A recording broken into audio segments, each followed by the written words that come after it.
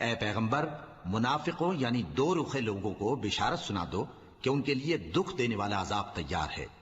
وہ جو مومنوں کو چھوڑ کر کافروں کو دوست بناتے ہیں، کیا یہ ان کے ہاں عزت حاصل کرنی چاہتے ہیں؟ سو عزت تو سب اللہ ہی کی ہے۔ اور اللہ نے تم مومنوں پر اپنی کتاب میں یہ حکم نازل فرمایا ہے کہ جب تم کہیں سنو کہ اللہ کی آیتوں سے انکار ہو رہا ہے اور ان کی ہنسی اڑائی جا رہی ہے، تو جب تک وہ لوگ اور باتیں نہ کرنے لگیں ان کے پاس مت بیٹھو، ورنہ تم بھی انہی جیسے شمار ہوگے۔ کچھ شک نہیں کہ اللہ منافقوں اور کافروں سب کو دوزخ میں اکٹھا کرنے والا ہے جو تم کو دیکھتے رہتے ہیں۔ پھر اگر اللہ کی طرف سے تم کو فتح ملے تو کہتے ہیں کیا ہم تمہارے ساتھ نہ تھے، اور اگر کافروں کو فتح نصیب ہو تو ان سے کہتے ہیں کہ کیا ہم تم پر غالب نہیں تھے اور تم کو مسلمانوں کے ہاتھ سے بچایا نہیں۔